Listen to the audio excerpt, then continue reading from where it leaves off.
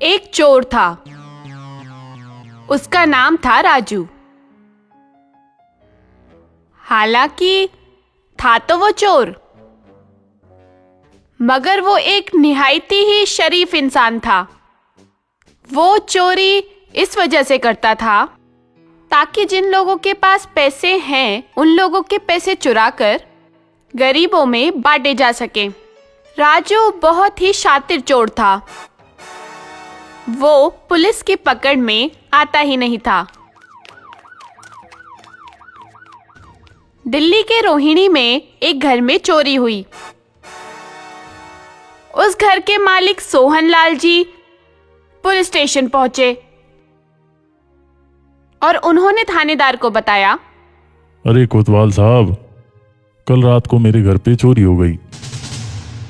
मेरे 8,000 रुपए चोर चुरा ले गया। अरे सोहनलाल जी, आप तो रात तक जगते रहते हो, आपके घर कैसे चोरी हो गई? नहीं, मैं कल अपने ससुराल गया था जब भी ये घटना हुई। खैर कोई बात नहीं, आप अपनी रिपोर्ट लिखवा दो। हम उस चोर को पकड़ लेंगे और उससे आपके पैसे भी दिला देंगे। बहुत बहुत शुक्रिया कोतवाल साहब। यार, पता करो ये नया चोर कौन आया है। इस एरिया के जितने भी चोर हैं उनका तो हमें पता है। ये नया कौन आया है जो हमारी पकड़ में ही नहीं आ रहा? सर, वो कहीं रामनगर वाला खेमू तो नहीं? अरे नहीं, वो नहीं। पता लगाओ ये दूसरा है कौन। इस तरह से उस पूरे इलाके में सनसनी फैल गई थी। अगले दिन फिर मिश्रा जी के घर में चोरी हो गई। मिश्रा जी के घर से तो 1 लाख रुपए की चोरी हुई। मिश्रा जी भी थाने गए और रिपोर्ट लिखाकर वापस आ गए। होता सिर्फ यही था, चोरी हो जाती, लोग जाकर थानेदार को रिपोर्ट कर देते और वापस चले आते। मगर वो चोर किसी की पकड़ में नहीं आ रहा था। एक दिन हुआ कुछ यूं कि राजू एक घर में चोरी करने के लिए घुसा। उस घर में जो भी सामान था उसे समेटकर राजू भागने लगा। तभी उस घर का कुत्ता दरवाजे के सामने आ गया और ऐसे आया कि अब राजू का बाहर निकलना मुश्किल हो गया था। वहां से राजू निकल ही नहीं सकता था। कुत्ता जोर जोर से भौंकने लगा।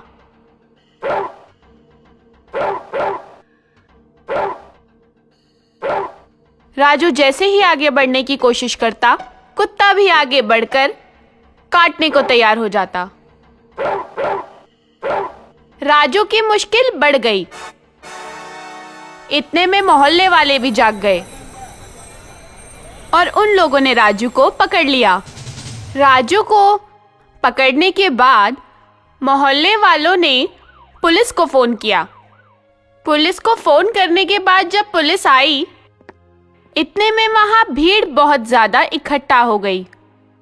इतने में एक औरत बोली, अरे, इस बेचारे को क्यों पकड़ रखा है? ये तो हमारा राजू है। ये तो बहुत ही अच्छा इंसान है। इसने तो कल मेरी बेटी का इलाज करवाया था। अगर ये ना होता तो कल मेरी बेटी मर जाती। हाँ, ये तो हमारा राजू है। आज मैं इसी की वजह से ये दुनिया देख पा रहा हूँ। पिछले महीने इसी ने मेरी आंखों का ऑपरेशन करवाया था। इसी तरह भीड़ में से बहुत सारे लोग उस चोर की खूबियां गिनाने लगे। अब पुलिस वाले यह सुन के हैरान हो गए कि एक इंसान एक समय पे अच्छा और बुरा दोनों एक साथ कैसे हो सकता है। या तो वो चोर है या तो वो बहुत ही अच्छा इंसान। देख लड़के, सच सच बता दे तू है कौन, वरना ऐसी धारा लगाऊंगा कि जिंदगी भर जेल में सड़ेगा। माफ करना सर, मैं तो एक चोर ही हूँ, मगर मैं चोरी सिर्फ इसलिए करता हूँ क्योंकि उन पैसों से जो गरीब लोग हैं मैं उनकी मदद कर सकूं। जिन लोगों के पास पैसे ज़्यादा हैं वो गरीबों को कुछ नहीं देते, उल्टा उनका शोषण करते हैं। मेरे से यह सब देखा नहीं जा रहा था, इसलिए मैंने ये चोरी का रास्ता अपनाया। इतनी देर में उस शहर के विधायक भी वहां पहुंच गए। विधायक भी पुलिस वाले और उस चोर की बातें सुनने लगे। पुलिस वाले ने फिर पूछा, तुमने किस किस के पैसे चुराए हैं? मैंने परसों मिश्रा जी के घर से 50,000 रुपये चुराए थे। उसके 8 दिन पहले सोहन लाल जी के घर से 8,000 रुपये चुराए थे। और उन पैसों का तुमने क्या किया? मैंने उन पैसों को अनाथ आश्रम में दे दिया। बाकी पिछले महीने जो पैसे चुराए थे उन पैसों से कुछ लोगों के आंख बनवा दिए और कुछ लोगों का इलाज करवा दिया। जब तुम्हारे इरादे इतने अच्छे हैं तो तुम मेहनत करके क्यों नहीं कमाते? क्योंकि मेहनत करने पर भी बहुत कम पैसे देते हैं लोग। जो बड़े पैसे वाले हैं वो बहुत कम पैसे पे काम कराते हैं, इसलिए मैं यह काम कर रहा था। अब आपको जो सजा देनी हो मुझे दे दो। पुलिस वाले और चोर की बातें सुनकर उस शहर के विधायक ने बोला, मैं बहुत देर से तुम लोगों की बातें सुन रहा था। राजू, तुम्हें चोरी करने की कोई जरूरत नहीं है। मेरा एक बहुत बड़ा शोरूम है। आज से वो शोरूम तुम चलाओगे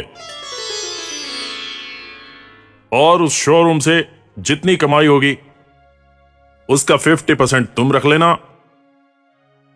और 50% मुझे दे देना। यानी आधे पैसे तुम्हारे, आधे पैसे मेरे। और इस तरह से तुम्हें अच्छे खासे पैसे मिल जाएंगे और उन पैसों से तुम दूसरों की मदद करना। राजू, तुमने भलाई के लिए गलत काम किया था, इसलिए मैं तुम्हारी सजा माफ करता हूं। मोहल्ले वाले लोगों ने भी राजू को माफ कर दिया।